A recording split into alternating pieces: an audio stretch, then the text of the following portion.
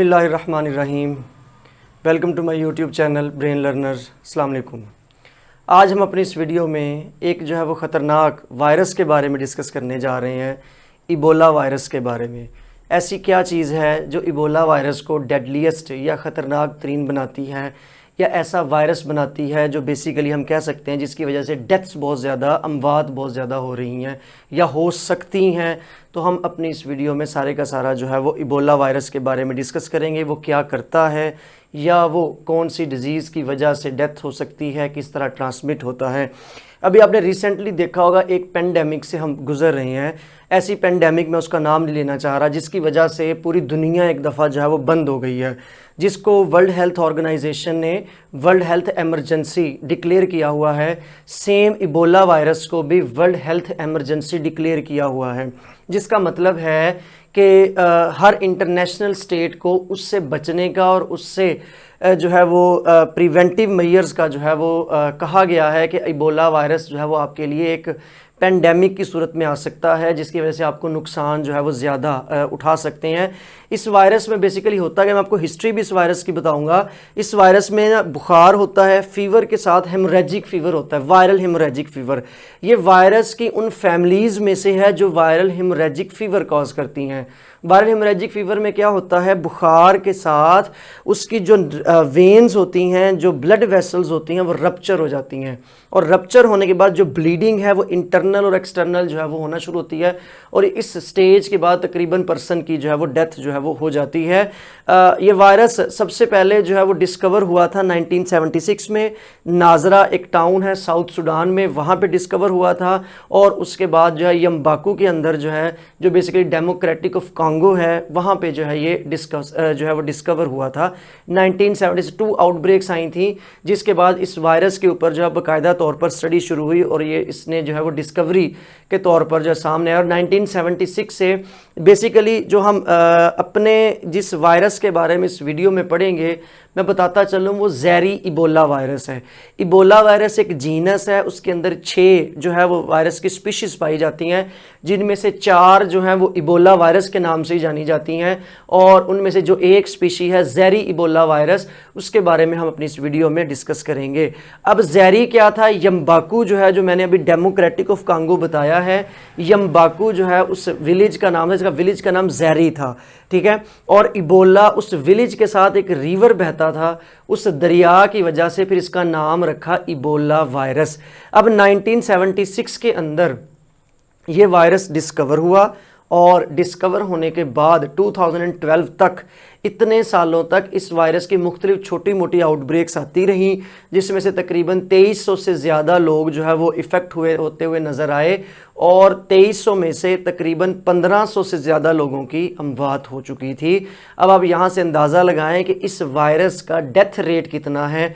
ये तकरीबन 40% से ज़्यादा जो है वो, यहाँ पे अगर आप इस नंबर को देखें तो मोर देन 60% जो है वो डेथ जो है वो हो रही है। अगर आप ऑन थ्योरेटिकल पेपर की फॉर्म में देखें, Ebola virus 25 to 90% death cause कर देता है अगर किसी को इसका इन्फेक्शन होता है, और एवरेज जो है वो मोर देन 50% इसका डेथ है। अभी जिस पेंडेमिक से आप गुजर रहे हैं, जिस पेंडेमिक से पूरी दुनिया गुजर रही है, अगर आप उसका डेथ रेट देखें तो वो death rate just less than 3% है। तो इसका मतलब है कि अगर इबोला वायरस का अटैक हो जाए, खुदा न खास्ता, तो फिर इसकी वजह से कितनी प्रॉब्लम्स हो सकती हैं और कितनी जो है वो डेथ हो सकती है। तो इसकी जो सबसे बड़ा जो पीरियड आया, जिसके बाद इसने बहुत ज़्यादा इम्पोर्टेंस, अहमियत जो है वो गेन कर ली, वो पीरियड आया तकरीबन 2013 से 2016 के दरमियान। अभी रिसेंटली जो है वो इन 3 सालों के अंदर वेस्ट अफ्रीका के अंदर जो है ये इसका जो है वो आउटब्रेक हुई, एपिडेमिक हुई, और उस एपिडेमिक के अंदर मोर देन 28,000 से ज़्यादा लोग सस्पेक्ट हुए, और उन 28,000 में से तकरीबन मोर देन 11,000 से ज़्यादा लोगों की डेथ हो गई थी। आप अगर इस नंबर से भी देखें तो कितने हैं, मोर देन 40% लोगों की डेथ जो है वो हो चुकी थी। अब ये वायरस बेसिकली, अगर इसके सिम्टम्स कब आते हैं, इनकी अलामतें कैसी होती हैं इस वायरस की, अगर ये आता है तो फिर किस अलामतों जो है वो सामने आती हैं। स्टार्ट फीवर से होता है, बुखार होता है, सॉर थ्रोट गले में खारिश होती है, रैशेस होते हैं, वोमिटिंग है, डायरिया है, ये इसकी कॉमन सिम्टम्स हैं। इन सारे सिम्टम्स के साथ साथ, अलामतों के साथ साथ उस पर्सन का जो लीवर और किडनी है वो अपना फंक्शन लॉस कर जाता है, उसका फंक्शन कम होना शुरू होता है। और जब अल्टीमेट स्टेज आती है तो जो मैंने आपको वायरल हेमोरेजिक फीवर का बताया था, उसके इंटरनल और एक्सटर्नल जो है वो ब्लीडिंग स्टार्ट हो जाती है और उसके बाद जो है वो डेथ हो जाती है।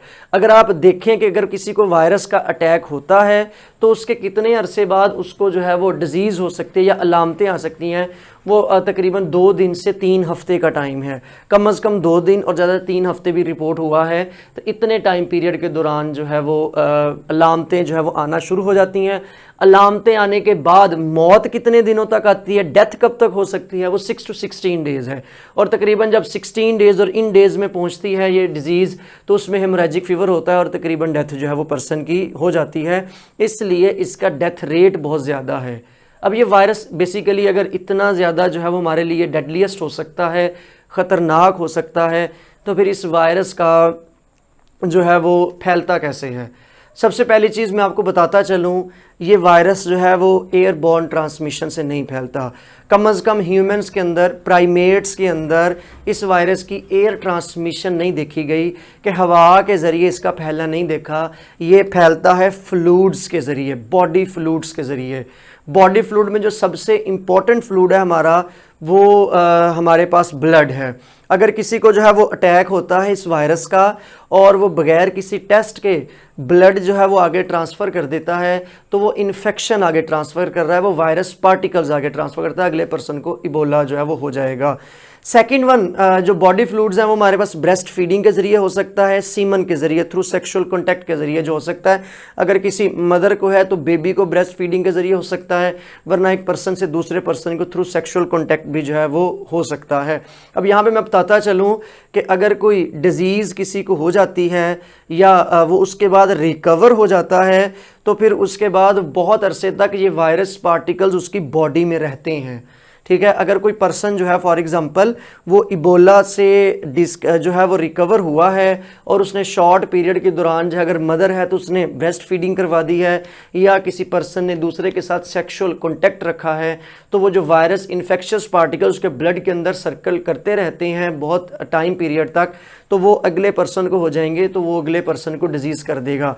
एक मैं रिसर्च बताता चलो, तकरीबन रिसर्च के दौरान जो है वो 3 महीने भी देखे गए हैं सीमन के अंदर, सेक्सुअल कॉन्टैक्ट सीमन के अंदर जो है वो वायरस पार्टिकल्स, और फिर 1 साल के टाइम पीरियड के दौरान भी देखे गए हैं। जबकि ब्रेस्ट फीडिंग के दौरान मदर की बॉडी में अब तक जो है वो रिसर्च ने डायरेक्ट जो है वो अंदाज़ा नहीं लगाया कि ये वायरस कब तक उनकी बॉडी में हो सकता है। इसलिए रिकमेंड किया जाता है कि अगर किसी को इबोला की जो है वो वायरस की डिजीज़ होती है और इबोला जो है वो कंफर्म होता है, तो फिर उसको जो है वो कम से कम लॉन्ग टाइम पीरियड के लिए सेक्सुअल कॉन्टैक्ट और जो है वो ब्रेस्ट फीडिंग जो है उसे रोका जाता है, ताकि कोई दूसरा पर्सन जो है वो उससे अटैक ना हो। अब इसका नेचुरल रेजरवायर जो है, ये बेसिकली एनिमल्स और ह्यूमंस को ये अटैक कर रहा है। नेचुरल रेजरवायर की बात करते हैं तो नेचुरल रेजरवायर में आपके पास आती हैं फ्रूट बैट्स। ठीक है, बैट्स इसका जो है वो नेचुरल रेजरवायर समझा जाता है, जो सबसे ज़्यादा स्टार्ट में फैलाने का ज़रिया बनता है इबोला वायरस। अभी रिसेंटली जो पेंडेमिक हुई है उसका भी कंसर्न बैट्स कहा जा रहा है। अब इसकी वजह, ये भी किसकी वजह से फैलता है, बैट्स की वजह से फैलता है। अब क्या है, अब तक एग्जैक्ट रिसर्च हमें नहीं बता सकी कि बैट्स की वजह से ये कैसे फैलता है, लेकिन कहा जाता है, रिसर्च जो है वो ये कहती है कि अगर कोई बैट इबोला वायरस कैरी कर रही है और वो किसी फ्रूट को खाती है या किसी फ्रूट के साथ कांटेक्ट में आती है, हाफ फ्रूट कंज्यूम कर लेती है या थोड़ा बहुत फ्रूट कंज्यूम करती है, वो फ्रूट को, अब उस फ्रूट के ऊपर इबोला वायरस लग जाते हैं उस बैट के ज़रिए, उस फ्रूट को कोई एनिमल खाता है तो फिर एनिमल्स के अंदर इबोला वायरस चला जाएगा। और अगर उस मीट को, उस गोश्त को, एनिमल के गोश्त को अगर ह्यूमंस प्रॉपर कुक करके पका कर अच्छी तरह नहीं खाते तो वो वायरस ह्यूमंस में आ जाएगा। अब ये एक जो है वो फ़्लो समझा जा रहा है कि इस फ़्लो के ज़रिए जो है ये इबोला ह्यूमंस में ट्रांसफ़र हुआ है और इस तरह जो है वो हमारे पास हम इस डिज़ीज़ का शिकार हुए, इस वायरस का शिकार हुए हैं। 2016 तक, जैसे मैंने बताया 13 से 16 तक इसमें पेंडेमिक है, जो एपिडेमिक हुई थी। मोर देन 28,000 पीपल जो है वो इसका शिकार हुए थे। फिर उसके बाद WHO ने, वर्ल्ड हेल्थ ऑर्गेनाइजेशन ने इसके ऊपर इमरजेंसी हटा दी थी। लेकिन फिर 2017 के अंदर भी एपिडेमिक हुई, 2018 के अंदर भी एपिडेमिक हुई और 2019 के अंदर दोबारा इसकी एपिडेमिक हुई। उसके बाद जो है वो वर्ल्ड हेल्थ ऑर्गेनाइजेशन ने इसको भी पब्लिक हेल्थ इमरजेंसी डिक्लेयर कर दिया कि इससे भी जो है वो हमें क्या करना है, बचना बहुत ज़्यादा ज़रूरी है, क्योंकि हर साल इसकी एपिडेमिक आती है। और मैं बताता चलूँ, रिसेंटली 2020 में हमें इस पेंडेमिक के दौरान भी कॉन्गो के अंदर इसकी एपिडेमिक दोबारा हो गई थी और लोग इबोला की वजह से दोबारा जो है वो मरना शुरू हो गए थे। अब अगर इबोला जो है वो इतनी जो है वो डेडलीस्ट है, डेंजरस है, ख़तरनाक है, तो अगर किसी को ये हो जाती है डिज़ीज़, खुदा न खासा भी हमारे इस रीजन के अंदर तो नहीं है मौजूद, अभी अफ्रीका के अंदर ये मौजूद है, कल को जो है वो इसकी एपिडेमिक होती है या कल को जो है ये सामने आता है एपिडेमिक की फॉर्म में, पेंडेमिक की फॉर्म में, तो हमें इससे क्या करना है। सबसे पहले जो पर्सन जिसको अटैक हुआ होता है उससे आपने जो है वो डिस्टेंसिंग ही रखनी होती है। उसकी अलालत के लिए, तीमारदारी के लिए आपने जो है वो प्रॉपर अपने जो है वो PPE पहनने होते हैं, आपने प्रॉपर अपनी सारी की सारी प्रोटेक्शन करनी होती है। और प्रोटेक्शन करने के बाद आपने जो है वो उनके साथ जाना है, डिस्टेंस के साथ मिलना होता है, उनके साथ आपने जो है वो अपनी चीज़ें शेयर वगैरह करनी जो है वो नहीं होती। आल्दो कि ये एयर ट्रांसमिशन नहीं होती, इसके आप हवा के ज़रिए इसका फैलना नहीं होता, इसलिए इसके नॉर्मल फैलने के चांस कम होते हैं। लेकिन अगर सेवेरिटी बहुत ज़्यादा है, वायरस एयर में बहुत ज़्यादा आ रहे हैं, तो फिर चांस हो सकता है कि ये वायरस एयर के ज़रिए भी दूसरे पर्सन की बॉडी में चला जाए। तो फिर उस वजह से अगर किसी को इसका अटैक होता है तो फिर उसको बेसिकली क्या करना पड़ता है, वो अपने आप को जो है वो प्रोटेक्ट करे, दूसरों से डिस्टेंस रखे, और फिर इस तरह हम इससे क्या कर सकते हैं, प्रिवेंशन कर सकते हैं। तो फ्लूइड की ट्रांसफरिंग, खासतौर पर ब्लड की ट्रांसफरिंग के लिए प्रॉपर टेस्ट और प्रॉपर सारी चीज़ों को जो है वो करना ज़रूरी है, ताकि हम आने वाली जो है वो जनरेशन्स को या एक हेल्दी पर्सन को जो है वो हम इन्फेक्शन से बचा सके। तो अल्लाह ताला हमें सबको इन वायरसेस से या ऐसी डिजीज़ आफात से बचाए। तो आप अपना भी ख्याल रखिएगा। Keep watching brain learners. Thank you. अगर आपको वीडियो पसंद आई है तो सब्सक्राइब और लाइक ज़रूर कीजिएगा। अल्लाह हाफिज़।